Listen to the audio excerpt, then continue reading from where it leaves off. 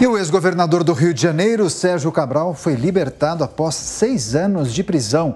Cabral era o último preso na Operação Lava Jato, que ainda estava na cadeia. Então, para falar sobre a soltura do ex-governador, que é réu em 35 ações, nós vamos entrevistar agora o deputado federal Paulo Ganimi, do Novo do Rio de Janeiro. Deputado, seja muito bem-vindo. Obrigado, bom dia a todos. É um prazer estar aqui com vocês, apesar de ser para falar de algo tão ruim, né? Pois é, deputado, vários assuntos para tratarmos. Agora, nas redes sociais, eu pude observar muitos comentários e até uma certa perplexidade em relação à soltura de Sérgio Cabral. Agora, do ponto de vista legal e processual, fica a reflexão sobre a morosidade da nossa justiça e também sobre a necessidade de ajustes. Não é incomum lermos comentários que tratam justamente da seguinte questão: o crime no Brasil compensa? Gostaria da sua avaliação, deputado.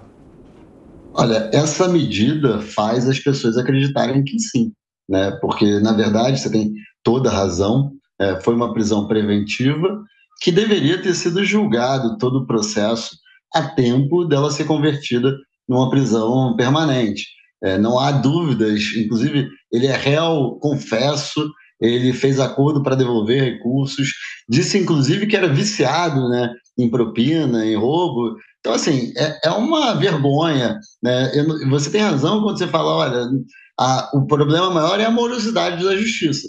Mas, nesse caso, da mesma forma que o STF está usando argumentos de proteção da pátria, que, na minha opinião, são ilegítimos, para prender pessoas pela sua fala, por que um cara como esse é solto no mesmo momento em que outras pessoas são presas por nada terem feito, né? Então a sociedade fica muito consternada com o que está acontecendo num momento como esse, né? E o simbolismo disso tudo acontecendo, em que pessoas estão sendo presas por falarem coisas. Um ex-presidente que nunca foi inocente, nunca foi inocentado, teve sua condenação anulada por questões de detalhes jurídicos, está perto de assumir a presidência novamente. E um ladrão, confesso, que roubou a população do Rio de Janeiro, do meu estado, né, tirou dinheiro da saúde, da educação e de todo o resto, ele é solto, aí o Brasil e o brasileiro, ainda mais as crianças,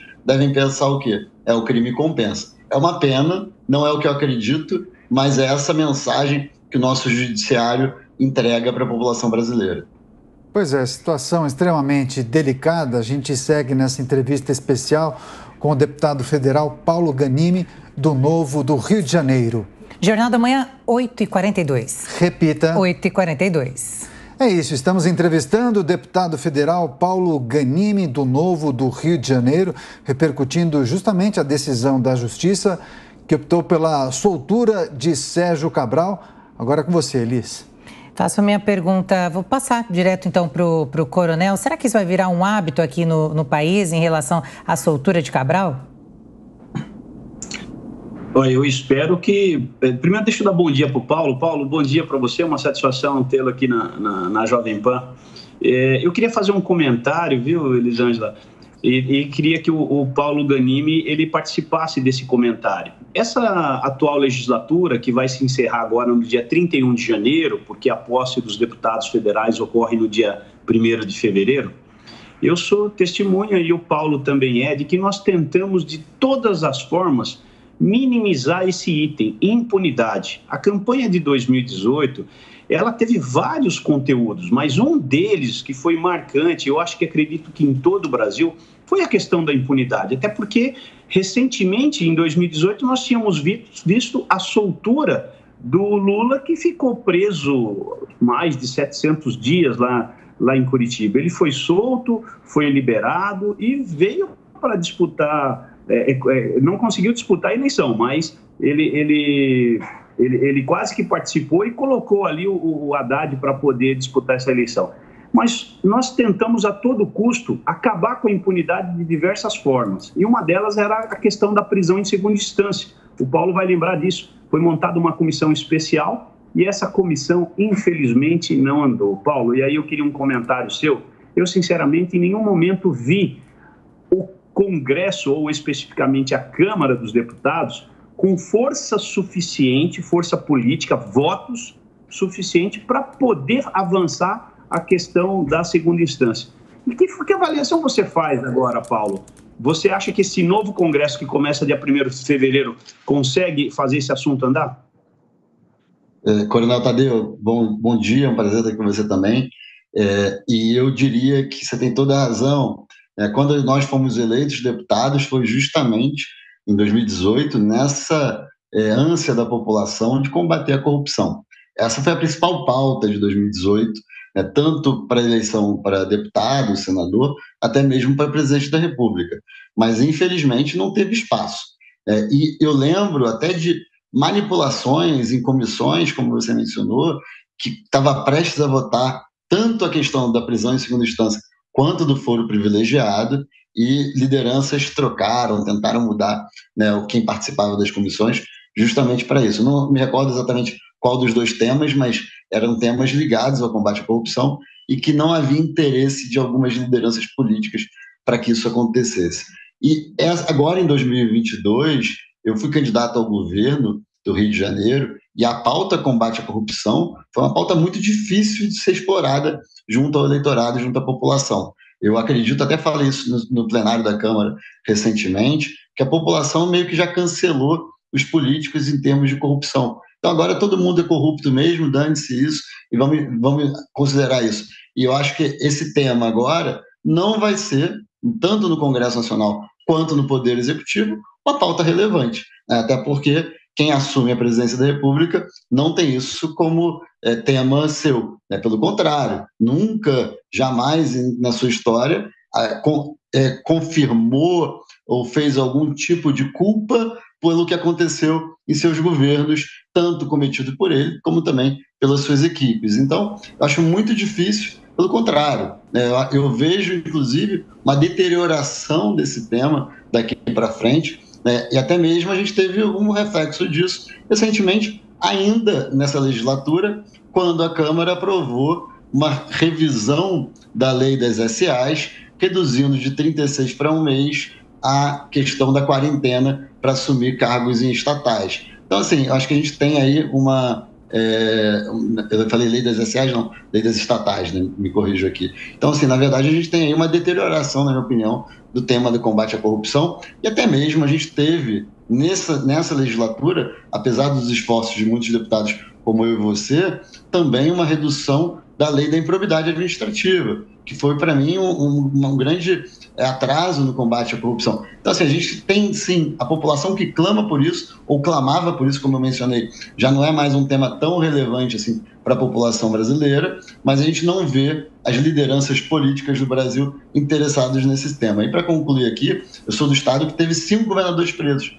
E agora, o recém-reeleito está sendo acusado pelo Ministério Público Eleitoral de ter usado a máquina pública para ajudar na sua reeleição. Paulo Ganimi, deputado federal do Novo do Rio de Janeiro. Agora seguimos com a pergunta de Amanda Klein.